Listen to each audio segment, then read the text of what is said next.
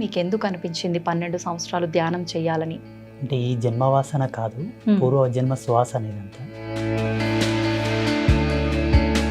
ఆధ్యాత్మిక పరంగా మీకు అలాంటి సువాసనలు కలిగి ఉండటానికి, ఇంట్రెస్ట్ కలగటానికి ఎవరినైనా చూసి మీరు అలా అయిపోయారంటారా? లేదంటే బై బర్తే అంటారా?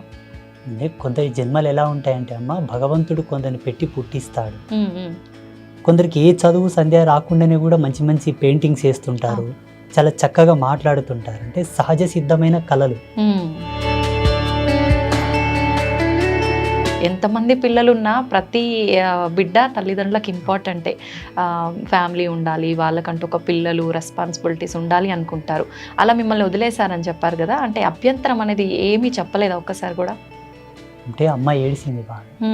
దేవి భాగవత మహాపురాణాన్ని ప్రతిరోజు గంటన్నర చదివేవాడిని. ఓకే. పూజలు ఎక్కువ చేసేవాడిని. ఎప్పుడు ధ్యానం ధ్యానం ధ్యానం ధ్యానం అని ఉండేవాడిని. మీరు చూస్తే 16వ సంవత్సరంలోనే మొత్తం ఆధ్యాత్మికం సైడ్ వచ్చేసారు. మీకు ఆ రకంగా ఎప్పుడు నేను ఇలాంటి ఒక లైఫ్ని మిస్ అయ్యాను అనే ఆలోచన ఎప్పుడు రాలేదంటారా? మనిషి జన్మను మూడు ధర్మాలతో చెప్పింది మన సనాతన ధర్మం. కర్మజన్మ, కారణజన్మ, కామజన్మ. ఓకే. కామజన్మ అంటే వాడు పుట్టుకతోనే కామకలాపాలతో అనురక్తి కలిగి ఉంటాడు. కుల మతాల గురించి ఎక్కువగా భేదాలు అనేవి చూపిస్తూ ఉంటారు. నన్ను ఆదరిస్తారా, నేను చెప్పింది వాళ్ళు తీసుకుంటారా అనే ఆలోచన మీకు ఏ రోజైనా వచ్చిందా గురుగారు? మంచిని ఎవరైనా స్వీకరిస్తారు తల్లి, దాంట్లో అభ్యంతరం ఏం లేదు, అనుమానం ఏం లేదు. ఇప్పుడు సమాజంలో ఇప్పటి వరకు నేను చెప్పిన ప్రతి మాట, ప్రతి జ్ఞానం కూడా వాస్తవికతనే. భగవతి సాక్షిగా నేను ప్రతి సత్యమే చెప్తాను. నమస్కారం, వెల్కమ్ టు ఐ డ్రీమ్. నేను మీ విజిత. సనాతన ధర్మం మరుగున పడిపోతున్న ప్రస్తుత రోజుల్లో ఎంతోమంది గురువులు ధ్యానంలో ఉండి ఆ తర్వాత బయటకు వచ్చి మన సనాతన ధర్మం యొక్క విలువలను, మన ఆధ్యాత్మిక తత్వంలో ఉండే విలువలను, వీటన్నిటినీ మానవులకు సమాజంలో మంచి, చెడు, న్యాయం, అన్యాయం వీటన్నిటినీ పక్కన పెట్టి అందరూ సనాతన ధర్మం మార్గంలోనే నడవాలని చెప్పి చాలామంది గురువులు చెప్తూ ఉంటారు. అయితే అదే విధంగా చూసుకుంటే ప్రస్తుతం మనతో పాటు ఉన్నారు శ్రీ శ్రీ శ్రీ ఆదిత్య పరాశ్రీ గురువు గారు. 12 సంవత్సరాల పాటు ధ్యాన మార్గంలో పండరీపురం అనే గ్రామంలో ధ్యాన మార్గంలో ఉన్నారు. 12 సంవత్సరాల కాలం మామూలు విషయం ఏమీ కాదు ధ్యానంలో ఉండటం. ఆ తర్వాత గురువుగారు ధ్యాన మార్గం నుంచి బయటకి వచ్చి సనాతన ధర్మం ఏ రకంగా ఉంది, ఎంతవరకు మన సమాజం సనాతన ధర్మ మార్గంలో నడుస్తుంది అని తెలుసుకొని ప్రజలకు ఎంతో కొంత మంచి మేలు జరగాలి అంటే సనాతన ధర్మ మార్గాన్ని కరెక్ట్ బాటలు నడిపించాలని వారు కృషి చేశారు. ఇప్పుడు గురుగారితో మాట్లాడి మరిన్ని విషయాలు తెలుసుకుందాం. నమస్కారం గురుగారు. శ్రీమాత్రే నమః. గురుగారు, మీరు 12 సంవత్సరాల పాటు ధ్యానంలో ఉన్నారని విన్నాము. అలా అంటే ఎలా సాధ్యపడింది గురుగారు? మీకు ఎందుకు అనిపించింది 12 సంవత్సరాలు ధ్యానం చేయాలని? ఇదంతా పూర్వజన్మ సుకృతమే. అంటే ఈ జన్మవాసన కాదు, పూర్వజన్మ శ్వాస అనేదంతా. ఓకే. నేను బాల్యం నుంచి కూడా కొంత ఆధ్యాత్మిక మెలకువలతో ఉండేవాడిని. ఓకే. మా గ్రామంలో చాలామంది అనేవాళ్ళు, మాది పేద కుటుంబం, పల్లెటూరు కాబట్టి వాళ్ళకి ఎంతసేపు ఉన్న పని పని పని, 7-10 రూపాయలు వస్తాయి, బుక్కెడు అన్నం వస్తుంది, ఇదే వాళ్ళ చింతన. నేను పూజలు చేయడము, దేవుళ్ళ ఫోటోలు పెట్టుకొని దేవుళ్ళ ఫోటోలో పూలు అవి పెట్టడం లాంటివి చేస్తూ ఉంటే చిన్నప్పుడు మా అవ్వ తాత వాళ్ళందరూ తిట్టేవాళ్ళు. ఈ పూజలు మనకెందుకురా, మనం కష్టం చేసుకుంటేనే మనకు జీవితం గడుస్తుంది, ఈ వల్ల మనకు తగవు బిడ్డ అనేవాళ్ళు. అప్పటి నుంచి నా లోపల ఈ ఆధ్యాత్మిక మెలకువలు ఉండేవి. నా వయసు పెరిగే కొద్దీ పరిపూర్ణమైన వైరాగ్యంకి వచ్చింది. 2008లో నేను పూర్ణ వైరాగ్యంలోకి వచ్చాను. 2008 ఆషాఢ శుద్ధ ఏకాదశి రోజు పండరిపుర క్షేత్రంలో చాలా పెద్ద ఉత్సవం జరుగుతుంది పాండురంగ స్వామికి. కొన్ని లక్షల మంది భక్తులు వస్తారు అక్కడికి. అక్కడ నేను పరిపూర్ణమైన సమాధి స్థితిలో కూర్చోవడం జరిగింది. ఆ సమయంలో 2008 నుంచి స్టార్ట్ అయిందనమాట. ఇంకా అక్కడ నుంచి కంటిన్యూ నా ధ్యానము, నా అనుష్ఠానము, నా పూజలు అవి అనమాట. మంత్రానుష్ఠానం ప్రథమం, నాది మెయిన్. ఓకే. అయితే గురువుగారు మీరు బాల్యం నుంచే నాకు ఆధ్యాత్మిక పరంగా అంటే వెళ్ళాలని చెప్పి అలాంటి ఆలోచనలు ఎక్కువగా ఉన్నాయని ఎవరినైనా చూసారా? అంటే ఎక్కువగా మనము మన ఇంట్లో వాళ్ళనో తెలిసిన వాళ్ళనో ఏ రకంగా వాళ్ళు చేస్తుంటారో అవి చూసి చిన్న పిల్లలు నేర్చుకుంటూ ఉంటాము. అలాగే మనకు చేయాలనిపిస్తూ ఉంటుంది. ఆధ్యాత్మిక పరంగా మీకు అలాంటి సువాసనలు కలిగి ఉండటానికి ఇంట్రెస్ట్ కలగటానికి ఎవరినైనా చూసి మీరు అలా అయిపోయారంటారా? లేదంటే బై బర్తే అంటారా? అంటే కొందరి జన్మలు ఎలా ఉంటాయంటే అమ్మ, భగవంతుడు కొందరిని పెట్టి పుట్టిస్తాడు. ఎనీ కైండ్ ఆఫ్ వర్క్ అనమాట. డిఫరెంట్ డిఫరెంట్ క్యాడర్స్ లోపల. ఇప్పుడు అవును. కొందరు వాళ్ళకి ఏ విధమైన ట్రైనింగ్ లేకుండానే కొన్ని అద్భుతమైన సాహసాలు చేస్తుంటారు. కొందరికి ఏ చదువు సంధ్య రాకుండానే కూడా మంచి మంచి పెయింటింగ్స్ వేస్తుంటారు. చాలా చక్కగా మాట్లాడుతుంటారు. అంటే సహజ సిద్ధమైన కళలు వాళ్ళు పుట్టుకతోనే వచ్చి ఉంటాయి అనమాట. అంటే నాకు ఎవరిని చూసి ఇన్స్పిరేషన్ కలగలేదు. ఎవరిని చూసి నేను అట్లా పరవశం చెందలేదు. మా గురువు గారిని మొట్టమొదటిసారి చూసినప్పుడు కొంత ఆకర్షితం చెందిన మాట వాస్తవమే. కానీ అంతకు ముందు నుంచే నా లోపల ఆధ్యాత్మికత బాగా ఉండేది. ఏదైనా ఒక దేవిని చూసినా ఆ దేవుని తాలూకు ఆయన అవతారాన్ని చూస్తే ఆయన చేతుల్లో ఆయుధాలు ఎందుకున్నాయి, ఆయన పులి మీద ఎందుకు కూర్చోవాలి, ఆ ఎద్దు మీద ఎందుకు కూర్చోవాలి, నెమిలి మీద ఎందుకు కూర్చోవాలి అంటే ఒక అన్వేషణ స్థితిలో ఉండేవాడిని అనమాట. బాగా శోధించేవాడిని. దేవుళ్ళ ఫోటోలు చూసి, యంత్రాలు చూసిన తర్వాత కూడా అందులో అక్షరాలని డీకోడ్ చేసేవాడిని నేను. ఒక యంత్రం చుట్టూ కొన్ని అక్షరాలు రాస్తారు కదా, ఈ అక్షరాలు ఎందుకు పెట్టారు, వేరే పెట్టొచ్చు కదా, ఇవే ఎందుకు పెట్టాలి, ఇది పెట్టొచ్చు కదా అని బాగా సెర్చ్ చేసేవాడిని అనమాట. ఎప్పుడైతే మా గురువు గారిని చూసానో అప్పుడు ఇంకా పరిపూర్ణమైన ఎరుక వచ్చింది, జ్ఞానం పరిపూర్ణం. సత్యం ఏంటి, ధర్మం ఏంటి, అసలు ఈ ప్రపంచంలో ఉండేటటువంటి దైవీ సంపత్తి ఏందనేది వారిని చూసి తెలుసుకోవడం, వారి ద్వారా వినడం ఇంకా దృఢమైపోయింది నా యొక్క ఆధ్యాత్మిక తపస్సు. మీ గురువు గారు అంటే ఏ వయసులో వారిని కలిసారు గురువు గారు మీరు? నేను అప్పుడు 16వ సంవత్సరం ఉన్నాను. అంటే ఎలా కలిసారు గురువు గారు మీరు వాళ్ళని? మేము వలసదారులు అనమాట, మా కుటుంబం మొత్తం కూడా. పండరిపుర క్షేత్రానికి వలస వెళ్ళాము మేము కూలి పని కోసం. నేను నా కూలి పని చేసుకుంటూ ఉండే సమయం లోపల మా గురువు గారి పల్లకి సేవ వెళ్తూ ఉండేది. సంత్ రాజారాం కైకాడి మహారాజ్ అంటే పండరిపుర క్షేత్రంలో చాలా ఫేమస్ మఠం అది. వారి పల్లకి సేవ చూసినప్పుడు వారిని చూడగానే నా మనస్సు అంతా వారి మీదకి వెళ్ళిపోయింది. ఇంకా డే మొత్తం పనిచేశాను. సాయంత్రం వారి దగ్గరికి వెళ్ళి కూర్చొని నాకు కొంచెం మరాఠీ వస్తుంది. మరాఠీలో నేను వారితో మాట్లాడాను. స్వామీజీ, నాకు ఇట్లా ఆధ్యాత్మిక అన్వేషణ ఉన్నది, కొన్ని ఆధ్యాత్మిక అనుభవాలు కలుగుతూ ఉన్నాయి, దీన్ని నివృత్తి చేయండి అని అడిగాను. వారు 2 మాటలు అన్నారు. నీ జీవితం ఇది కాదు, నువ్వు ఇందులో ఉండడం కరెక్ట్ కాదు, మీ తల్లిదండ్రులను తీసుకొని రా, నేను కొన్ని విషయాలు చెప్తానని అన్నారు. మా అమ్మతో మా నాన్నతో చెప్పాను. వాళ్ళు వచ్చి కలిశారు. ఈ అబ్బాయితో గనక మీరు పని చేయిస్తే ఒక గోవుతో సేవ చేసుకున్నట్లనే నీ కొడుకు కాదు అని వదిలేసే అని చెప్పారు. వారు ఏమన్నారంటే, నువ్వు లోక కళ్యాణం కోసం పుట్టావు నాన్న, ఈ సంసారంలో నువ్వు ఉండేది కాదు. ఎందుకోసం అంటే నీకు ఒక అన్న ఉన్నాడు, ఒక తమ్ముడు ఉన్నాడు, 2 ఉన్నారు సంసారానికి, 2 అక్కలు ఉన్నారు, 2 చెల్లెళ్ళు ఉన్నారు. నీ కుటుంబానికి ధర్మం ఉంది, నువ్వెందుకు ఇక్కడ, నీ ధర్మం ఇది కాదన్నారు. నేను అప్పుడే కలిశాను వారిని. మరుసటి రోజే మా అమ్మ నాన్న తీసుకొని వెళ్ళాను. నా బయోడేట్ ఎలా చెప్పగలిగాడు ఆయన? నాకు అన్న ఉన్న సంగతి, తమ్ముడున్న సంగతి, అక్క చెల్లెలు ఉన్న సంగతి అసలు ఆయనకు పరిచయమే లేని నేను. అంత దివ్య దృష్టి ఉంది వారికి. ఇంక అప్పటి నుంచి మా అమ్మ నాన్న నన్ను వదిలేశారు. అప్పటి నుంచి పరిపూర్ణ ఆశ్రమ ధర్మంలోకి వచ్చేసాను. ఇంకా ఇప్పుడు ఎప్పుడైతే వారు నా గురించి చెప్పారో అప్పుడు నాకు అంటే ఆలోచన అనేది మారిపోయింది కంప్లీట్గా. ముందుగానే మీరు ఆధ్యాత్మిక పరంగా కొంచెం ఇంట్రెస్ట్ ఎక్కువగా ఉంది కాబట్టి గురువుగారు ఆ మాటలు చెప్పగానే, కానీ గురువుగారు మామూలుగా మీకుంది ఓకే, కానీ పేరెంట్స్ ఎక్కువగా సపోర్ట్ చెయ్యరు. అదేంటి, నాకు ఎంతమంది పిల్లలున్నా ప్రతి బిడ్డ తల్లిదండ్రులకు ఇంపార్టెంటే, ఫ్యామిలీ ఉండాలి, వాళ్ళకంటూ ఒక పిల్లలు రెస్పాన్సిబిలిటీస్ ఉండాలి అనుకుంటారు. అలా మిమ్మల్ని వదిలేశారని చెప్పారు కదా, అంటే అభ్యంతరం అనేది ఏమీ చెప్పలేదా ఒక్కసారి కూడా? అంటే అమ్మ ఏడిసింది బాగా. అమ్మ ఏడిసింది, నాన్న కూడా బాధపడ్డాడు. ఇంకా వాళ్ళు అర్థం కూడా చేసుకున్నారు నేను చేసే పనులు అట్లా ఉండేవి. దేవి భాగవత మహాపురాణాన్ని ప్రతిరోజు గంటన్నర చదివేవాడిని. పూజలు ఎక్కువ చేసేవాడిని. ఎప్పుడు ధ్యానం ధ్యానం ధ్యానం ధ్యానం అని ఉండేవాడిని. కొన్ని సందర్భాల్లో పని చేస్తున్నప్పుడు కూడా అలాగే ధ్యానంలోకి జారుకునేవాడిని. వాళ్ళు చూశారు నా చేష్టలన్నీ. ఈ స్వామీజీ చెప్పిన మాటలకు నేను జీవించే జీవన విధానానికి వాళ్ళకి అర్థమైపోయింది. వీడు చేసే పనులు అలాగే ఉన్నాయి, ఈయన చెప్తుంది కూడా వాస్తవమే కాబట్టి ఇది సత్యం, ఇంకా దీంట్లో అనుమానం ఏమీ లేదని వాళ్ళు మనసును దృఢం చేసుకున్నారు. ఇంకా ఓకే, దృఢం చేసుకొని ఇంకా వదిలేశారు నన్ను కంప్లీట్గా. ఓకే గురుగారు, మామూలుగా చిన్న ఏజ్ అనగానే ఆడుకోవటం, పిల్లలతో కలిసిమెలిసి తిరగటము, ఇలాంటివి చాలా ఉంటాయి. కొంచెం వయసు పెరిగే కొద్దీ ఎన్నో రకాల కోరికలు, ఇలా ఉండాలి అలా ఉండాలి అని చాలా రకాలుగా ఉంటుంటాయి. మీరు చూస్తే 16వ సంవత్సరంలోనే మొత్తం ఆధ్యాత్మికం సైడ్ వచ్చేసారు. మీకు ఆ రకంగా ఎప్పుడు నేను ఇలాంటి ఒక లైఫ్ని మిస్ అయ్యాను అనే ఆలోచన ఎప్పుడు రాలేదంటారా?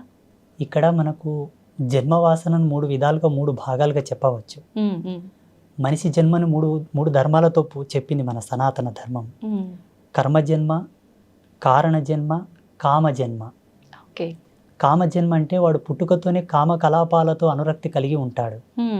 ఎవరిని చూసినా మనకు అదే దృష్టి ఉంటుంది, కామ దృష్టి వెళ్తుందన్నమాట. ఓకే, స్త్రీ కానీ పురుషుడు కానీ. కర్మజన్మ ఏంటంటే ఎన్ని పనులు చేసినా ఆయన కలిసి రాదు. ఓకే, ఎంత కష్టపడ్డా కలిసి రాదు. ఎంత ప్రయత్నం చేద్దామన్నా కర్మ తీరదు, ఇంకా కర్మ చేయాల్సి వస్తుంది ఆయన. ఓకే, ఆయన పుట్టి తన తల్లిదండ్రులతో సేవ చేయించుకునేటటువంటి వాళ్ళు కూడా కర్మజన్మ కిందికే వస్తారు, కర్మజన్మ కిందికే వస్తారు. ఓకే, కారణజన్ములు ఏంటంటే వాళ్ళకి బై బర్త్ నుంచే ఆధ్యాత్మిక మెలుగువలతో పుడతారు వాళ్ళు, పుట్టుకతోనే. ఇప్పుడు బ్రహ్మం గారు ఉన్నారు, ఆయన బై బర్త్ నుంచే అద్వితీయమైనటువంటి జ్ఞాన సంపన్నులు వాళ్ళు. అసలు మానవ మాతృలు ఎవరు కూడా అంతటి జ్ఞానంతో ఉన్నట్టు ఇప్పుడు చరిత్రలో లేదు. అపారమైనటువంటి జ్ఞాన సంపన్నులు వాళ్ళు. అట్లా మహితాత్ముల జన్మలు సామాన్యుల జన్మలు సమానం కావు. నేను పుట్టుకతోనే మా ఊళ్ళో చాలా మంది ఇప్పటికీ బిజ్వార గ్రామంలో అడిగినా కూడా ఆ అబ్బాయి కొంత డిఫరెంట్గా ఉండేవాళ్ళు అండి, అందరితో సమానం ఉండేవాడు కాదు, అందరు ఒక పని చేస్తే తను ఒక్కడే సపరేట్ చేసేవాళ్ళు అని చెప్తారు. అయితే గురువుగారు, మీ అంటే వేషధారణ విషయానికి వస్తే, స్వామీజీలు అనగానే మామూలుగా మగవారు ఏ రకమైన దుస్తులు ధరిస్తారో ఆ రకంగా ఉంటుంటారు నార్మల్గా. మీ వస్త్రధారణ చూస్తే కనుక కొంచెం ఆడవారికి సంబంధం కలిగి ఉన్నట్టుగా ఉంటుంది. ఎందుకని ఈ రకంగా మీరు వస్త్రధారణ ఎంచుకున్నారు? మాది కౌడిధారి పంత్, అంటే ఈ గవ్వలు ఉన్నాయి కదమ్మా, అవును, దీన్ని కౌడిధారి పంత్ అంటారు. ఓకే, శ్రేష్టమైన మూల శ్రీ విద్య. ఇది స్త్రీ యొక్క యోని స్వరూపమై ఉంటుంది. ఓకే, స్త్రీ యొక్క యోని స్వరూపం ఈ గవ్వ. దీని మెడలో ధరించి, ఇది ఏకవస్త్రం తల్లి, కుట్టని బట్ట. కుట్టని బట్ట, ఒకే వస్త్రాన్ని అలా చుట్టుకుంటాం. ఇది ఒక్కటి తప్పిస్తే శరీరం మీద ఏది ఉండదు మాకు, ఏకవస్త్రం ఇది. ఇంకా మా వేషధారణ, మా ఈ ఉంగరాలి వల్ల అంటే శ్రీ విద్య సాధనలో మేము చేసేటటువంటి కొన్ని ప్రక్రియలకు ఆబంధనాలు, ఒక్కొక్క దానికి ఒక్కొక్క పరమార్థం ఉంది. అవి మేము చేసే సాధన లోపల మాకు ఎంతో సపోర్ట్ చేస్తాయి. మా శరీర నియంత్రణ, మేము చేసేటటువంటి ఆధ్యాత్మిక మెలుగు వల్ల మాకు బాగా ఎనర్జీ బూస్ట్ చేస్తుంటాయి. ఒక్కొక్క దానికి ఒక్కొక్క మంత్రానుష్ఠాన పరిదిగ్బంధన కూడా ఉన్నది. ఈ ఉంగరాలకు కానీ, కుండలాలకు, మేము వేసుకునే బేడీలకు, మేము వేసుకునే మాలలు, మేము ఏవే కానీ మార్కెట్లో దొరికి తీసుకొచ్చి మెళ్ళో వేసుకోం వేరే స్వామీజీలాగా. ఒక దాన్ని తీసుకున్న తర్వాత పలు విధాలుగా శుద్ధులు చేసి, మంత్ర జాగృతం చేసి, ప్రాణ ప్రతిష్ఠ చేసి, వాటిని దైవీ శక్తులతో నిక్షిప్తం చేసిన తర్వాతనే ధరిస్తాం ఏదైనా సరే. ఓకే, అంటే అలా ధరిస్తేనే వాటికి సంబంధించిన వాల్యూస్ అన్ని వస్తాయి 100%. ఏదైనా ఒక కూరగాయను, ఆకుకూరను మార్కెట్ నుండి తెచ్చిన తర్వాత కడుగుతాం. కడిగి దాన్ని ఎంత తరగాలో తరిగి, దాంట్లో ఏవి వస్తువులు వేయాలో వేసిన తర్వాతనే కూర వండుకుంటాం. అవునవును. సమాజంలో ఇప్పటికీ ప్రజెంటేషన్లు, ఇప్పుడు వర్తమానంలో కూడా ఆధ్యాత్మికమైనటువంటి మెలకువలు తెలిసిన వాళ్ళు ఎవరు లేరు, చాలా తక్కువ మంది. తెలుసుకోవాలనే జిజ్ఞాస ఎవరికి లేదు, చెప్పాలనే జిజ్ఞాస కూడా ఎవరికి లేదు. ఎంతసేపు ఉన్నా తెలుసుకునేవాడు ఒక కోరికతో వస్తే, చెప్పేవాడు వాని కోరికతో వాడు చెప్తుంటారు. కరెక్టే గురువుగారు. పరస్పరమైనటువంటి భేదాలు ఇవి రెండు. మా సాంప్రదాయం ఏంటంటే అమ్మా, అమ్మవారి యొక్క మూల పరంపర మాది. ఇప్పుడు లేదు ఈ పరంపర. ఆసేతు హిమాచల పర్యంతం చూసినా ఎక్కడ కూడా లేదు ఇప్పుడు. శ్రీ విద్య సాధనలో ఉన్నారు కొంతమంది, కానీ మీరు అన్నట్టుగా ఉన్నారు. మా వేషధారణ లాగా మాలాగా లేరు. ఓకే, అలా లేరు అని మీరే చెప్తున్నారు కదా గురుగారు. మరి మీరెందుకు ఈ రకంగానే ఎంచుకున్నారు? నేను 6 నెలలు తపస్సు చేశాను.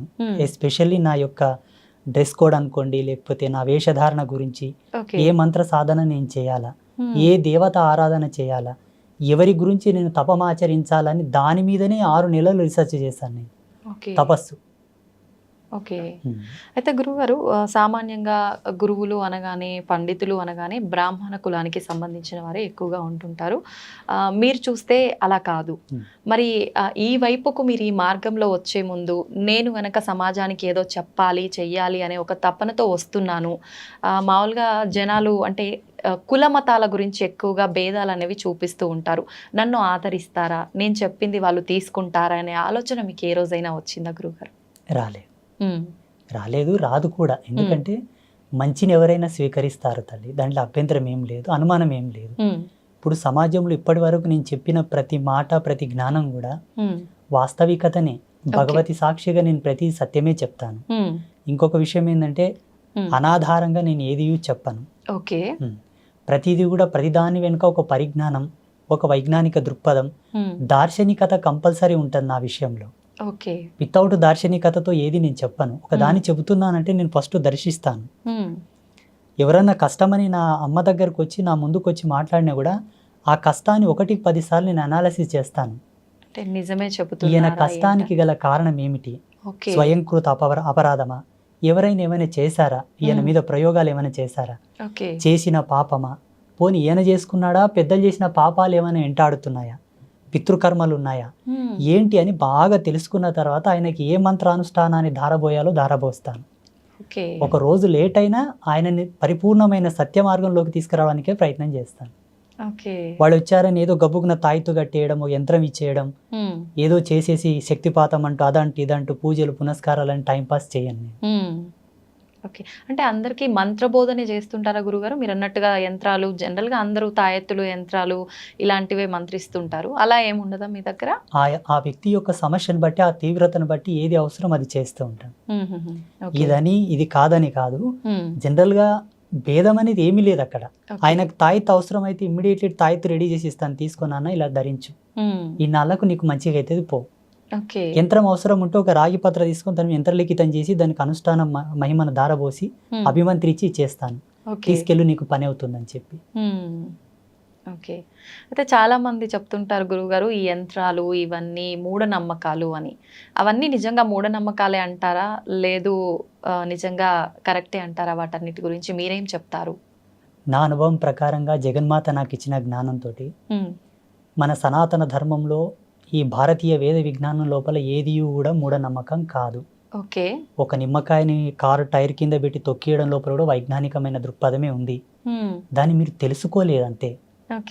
ఎంతసేపు ఉన్న నమ్మకాలను మూఢనమ్మకాలను వైపే మీ ప్రయాణం కొనసాగింది తప్పిస్తే దీని వెనకాల ఉన్న మూలం ఏమిటి, ఎందుకోసం ఇవి చేస్తున్నారని ఒక్క లోతు వెనక్కి వెళ్ళి ఆలోచిస్తే దాని అంతరార్థం చాలా అద్భుతంగా ఉంటుంది. ఏది మూఢనమ్మకం కాదు. కొంతమంది సోకాళ్ళు, కొంతమంది స్వామీజీలు, మేధావులు వారి స్వలాభం కొరకు ఆచార ధర్మాన్ని మార్చి చెప్పారే తప్పిస్తే వాస్తవం అనేది ఎన్నటికీ కూడా ఈ ధర్మం లోపల మూఢనమ్మకాలు లేవు. నేను పరిపూర్ణంగా నమ్ముతాను ఆత్మసాక్షిగా. ఓకే. అన్ని మన సనాతన ధర్మం ఇచ్చిన విలువలే అంటారు. ధర్మం ఇచ్చిన విలువలే. ఒక ఉదాహరణ చెప్పాలంటే, బిడ్డ పుట్టిన తర్వాత మా పల్లెటూళ్ళలో మహిళకు బాల్యంత యోగం చేస్తారు. ఆమెకు పెయ్యంత పసుపు పెట్టి వేడినీళ్ళతో స్నానం చేయించి కుంపటి అంటారు మోటుగా మా పల్లెటూరులో. కుంపటి ఆమెకు వేడి కాపుతారనమాట. కొన్ని హెర్బ్స్, ఔషధి గుళితమైనటువంటి కొన్ని మూలికలు అవి తినబెడతారు. అవి తినబెట్టడంలో కూడా ఆధ్యాత్మికతమైన విలువలు కొన్ని ఉన్నాయి. మా పెద్దలు చెప్పేవాళ్ళు, ఈ వేరుని ఇదే సమయంలో తీయాల బిడ్డ, అట్లయితేనే పనిచేస్తుంది అది. మేము తీసి ఆల్రెడీ స్టోర్ చేస్తాము, ఎవరైనా కాన్పు అయితే వాళ్ళకు ఉడకబెట్టి తినబెడతాం. చూడండి, తీసే సమయము, ఇచ్చే సమయము అన్ని కూడా ఇంపార్టెంట్. మళ్ళీ ఆ బాలెంతగా ఉన్న మహిళకు మాత్రం ఇస్తారు, మిగతా వాళ్ళకి ఇయ్యరు దాన్ని. అంటే దాంట్లో ఉన్న మూలకాలు, దాంట్లో ఉన్న ఫార్ములాస్ వాళ్ళకి తెలుసు, ఆ ఔషధి లక్షణం వాళ్ళకి తెలుసు. వాళ్ళేం కంప్యూటర్లో చూసి ల్యాబ్లో టెస్ట్ చేసి తీసిలేరు మళ్ళీ దాన్ని. అనుభవం, అంతే. అనుభవానికి మూలం ఆధ్యాత్మికత, ధర్మం, మాలాంటి గురువులు చెప్పిన జ్ఞానం, ఆయుర్వేదం మీద పట్టున్న కొంతమంది ఋషులు చెప్పిన జ్ఞానం లక్షల సంవత్సరాల పూర్వమే చెప్పారు. దాన్ని అనువంశికంగా అలాగే తీసుకుంటూ వచ్చారు ఇప్పటి వరకు. అయితే గురుగారు మీరు ఇప్పుడు చెప్పినట్టుగా అనువంశికంగా తాత ముత్తాతల నుంచి ఉన్న ఆయుర్వేద మూలికలు ఇచ్చేవాళ్ళు చాలా మంది ఉన్నారు. వాళ్ళని నిజంగా నమ్మవచ్చా?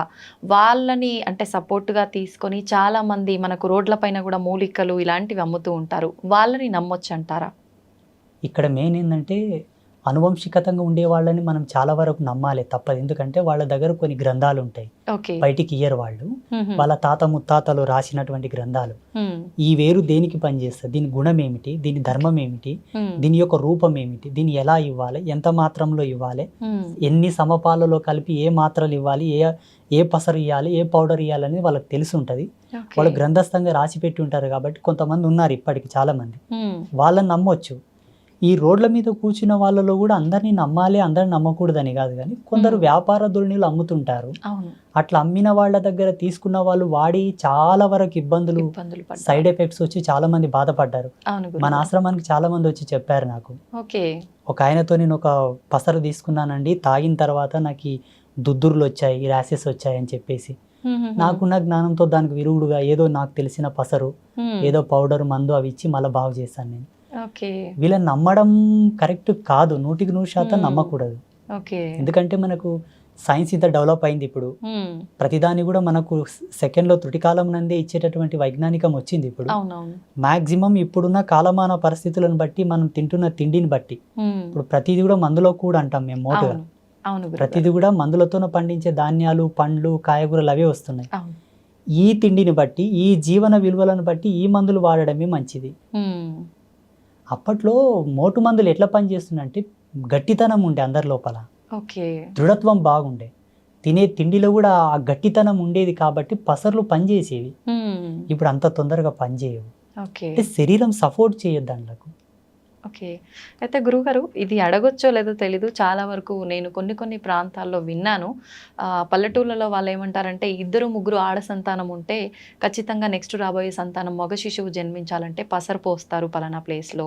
ఖచ్చితంగా మగ శిశువు జన్మిస్తారు అని అంటుంటారు. ఇలాంటి పసరు మందుల్ని నమ్మొచ్చంటారా? నిజంగా అలా జరుగుతుందంటారా?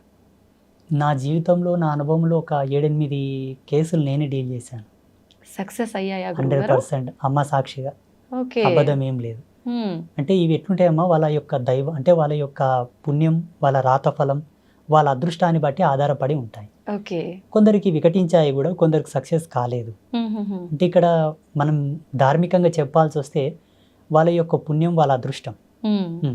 ఇటువంటివి ఏంటంటే హార్మోనల్ సెక్టర్ని మార్చేటటువంటి మూలికలు కొన్ని ఉంటాయి. ఓకే. ఉమ్.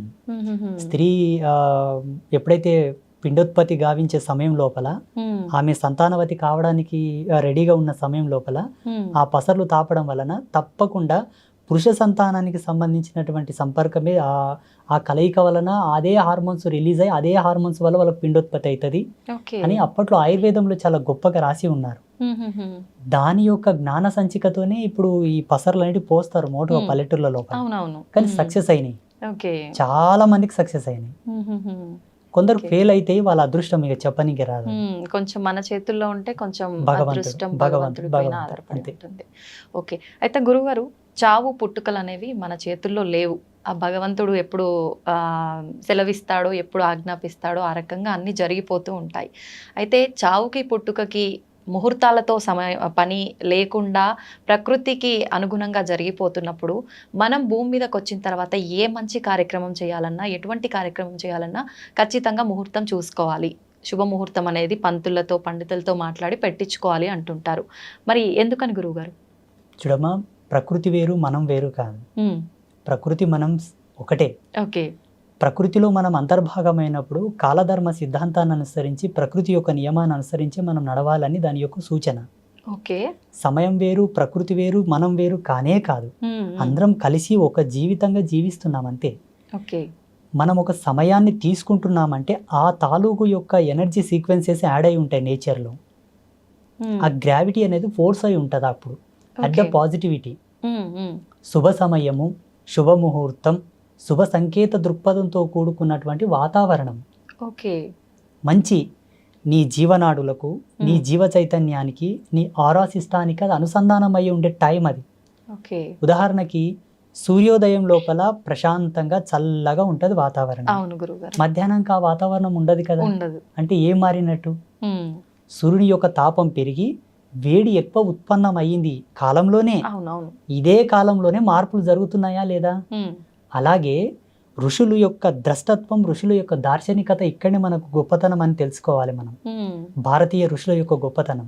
ఓకే. ముహూర్తాన్ని ఛేదించి ముహూర్తం యొక్క నిశ్చయం చేసేటటువంటి ఏకైక గణాంక సిద్ధాంతం మనదే. ఉమ్. హిందూయిజంలోనే ఉంది, ఎక్కడ లేదు. ఓకే. ముహూర్త ప్రమాణాన్ని అంత ఈజీగా లెక్క కట్టడం అందరికి సాధ్యం కాదు. ఉమ్. చాలా సెన్స్ కావాలి దానికి. ఓకే. అబ్బా ఎంత తపస్సు చేయాలో. ఉమ్. ఇప్పుడు కాలంతో మాట్లాడాలి తల్లి లైవ్గా. ఓకే. కాలంతో లైవ్లో మాట్లాడితే తప్ప ముహూర్త నిశ్చయం కాదు. ఉమ్. ఈ ముహూర్తాలు, ఈ పంచాంగం, ఈ ఆస్ట్రోఫిజిక్స్ అంతా కూడా 14 లక్షల సంవత్సరాల క్రితమే రాయబడింది. ఓకే. 14 లక్షల సంవత్సరాల క్రితం రాయబడ్డటువంటి పంచాంగంలోనే ఉమ్. రేపు వచ్చే అమావాస్యకు సూర్యగ్రహణం ఉంది, ఇప్పుడు వచ్చే అమావాస్యకు సూర్యగ్రహణం ఉందని ఇప్పుడే మన పంచాంగంలో రాశారు. ఉమ్. కరెక్ట్ ఆ రోజు సూర్యగ్రహణం పడుతుందా లేదా మీరు చెకప్ చేసుకోండి కావాలంటే. ఓకే. 100% మన పంచాంగంలో చెప్పిన ముహూర్తంకే ఉమ్. సూర్యగ్రహణం పడుతుంది. ఓకే. అంటే 14 లక్షల సంవత్సరాల క్రితమే నిశ్చయమైనటువంటి ముహూర్తాలే ఇప్పటికీ ఉన్నాయి. ఉమ్. అమావాస్య, పౌర్ణమి, గ్రహాలు, అవును. నక్షత్రాలు, ఉమ్. మనకొచ్చే పుష్కరాలు, కుంభమేళ, ప్రతి ఒక్కరు పెట్టుకునే ముహూర్తాలు, ఎవ్రీథింగ్ ఆల్సో, ఓకే. ప్రతిది కూడా. ఉమ్. అంటే ఇది ఎంత డెప్త్ అండ్ డెప్త్ సైన్స్ అంటే అమ్మ, మానవుడు కొన్ని లక్షల యోజనాల కిందికి వెళ్తే తప్ప ఈ అర్థం మనకు రాదు. అవును. ఓకే. కానీ ఋషులు ఎలా ఇచ్చారో, ఉమ్. అందుకే గురువుని సాక్షాత్తు భగవంతుడితో సమానం పోల్చారు మన ధర్మంలో. ఉమ్. భగవంతుడే ఒక మనిషి వచ్చి మనకి ఇన్ని అద్భుతాలను ఇచ్చాడని నేను భావిస్తున్నాను. ఇప్పుడు రేపు అన్నది కూడా భవిష్యత్తే కదమ్మా. అవును గురు. వచ్చే అమావాస్యకే సూర్యగ్రహణం పడుతుందని ఇప్పుడు పంచాంగంలో రాశారు కదా. ఉమ్. వీళ్ళు రాసిన దానికి అక్కడ గ్రహాలు మారుతున్నాయా, లేకపోతే అక్కడ గ్రహాలు మారేదాన్ని బట్టి వీళ్ళు రాశారా? మారేదాన్ని బట్టే వీళ్ళు రాశారు. వీళ్ళకి ఎలా తెలుసు? అప్పుడు రాకెట్స్ లేవు కదా గ్రహాల దగ్గర పోవడానికి. అవును. ఇప్పుడు ఏరోప్లాన్స్ ఉన్నాయి, అవును. అప్పుడు రాకెట్స్ లేవు కదా. ఉమ్. ఒకవేళ మా ధర్మం లోపల విమానాలు ఉన్నాయి, పుష్పక విమానాలు ఉన్నాయి అంటే నువ్వు నమ్మరు. ఉమ్. పోనీ అట్లానే పోయి చూసిండ్రంటే కూడా నమ్మరు. లేవు, ఇప్పుడిప్పుడే కనిపెట్టారా అని అంటారు. నిజంగా ఉన్నాయా గురుగారు పుష్పక విమానాలు? 100%, ఉమ్. 100% ఉన్నాయి. ఓకే. ఆత్మసాక్షి ఉన్నాయి. ఉమ్. చూడమ్మా, ఈ కాలంలో లేదేది మానవుడు కనిపెట్టాడు. ఇది ఓకే. వరకు ఉన్నది ఏదో ఆయనకు ఆ దార్శనికత వచ్చే కనిపెడతాడు. ఉమ్. ప్రతి సైంటిస్ట్ అయినా, ఏ ఫార్ములా అయినా, ఉమ్. ఏ పరికరమైనా సరే, ఓకే. కాలంలో లేనిది ఏది ఆయనకు ద్రష్టత్వంలోకి రాదు. ఉమ్.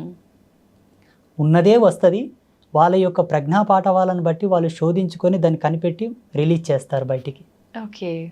ప్రతిదీ కూడా ఒకప్పుడు వాడబడిందే మనకు జ్ఞానం లోపలికి వస్తుంది. ఉమ్. ఓకే. అయితే గురుగారు అంత జ్ఞానంతో ముందుగానే జరగబోయేది కూడా ఆలోచించి ఇన్ని డిసైడ్ చేసిన పండితులు, ఇలాంటి పెద్దవాళ్ళు చాలా మంది ఉన్నారు. అయితే మీరు అన్నట్టుగా శుభముహూర్తాల కోసం పండితులు పలానా ఏదైనా శుభకార్యం, మ్యారేజ్ తీసుకుందాం ఎగ్జాంపుల్కి, ఒక మంచి ముహూర్తం మీ పేర్ల మీద ఇది బాగుంది అని చెప్పి డిసైడ్ చేసినవి కూడా అన్నీ సక్సెస్ అవ్వట్లేదు. అది శుభముహూర్తం అని డిసైడ్ చేసిన తర్వాత అవి ఎందుకు విఫలం అవుతున్నాయి అంటారు? విఫలం అంటే ఎలా? అంటే సక్సెస్ అవ్వకుండా డివోర్స్ వరకు వెళ్ళటము, మధ్యలోనే విడాకులు అయిపోవడము, లేదంటే కలిసి ఉన్నా కూడా వాళ్ళిద్దరికి పడకుండా చీటికి మాటికి గొడవలు, ఇలా చాలా చూస్తుంటాం కదా గురువుగారు. ఎందుకు అలా అవుతున్నాయి? కాలం అంటే 5 ఎలిమెంట్స్: ఉమ్. భూమి, ఉమ్. నిప్పు, నీరు, ఉమ్. గాలి, ఆకాశం. అవును. ఈ 5 ఎలిమెంట్స్ యొక్క సమ్మేళనమే కాలం. టైంకి ప్రత్యుత్తరమైన రూపమే ప్రకృతి. ఈ ప్రకృతి పంచభూతాలు, పంచభూతాలే కాలం. ఉమ్. ఇవేవి వేరు కాదమ్మా, అన్నీ ఒకే సరిగ్గా. ఉమ్.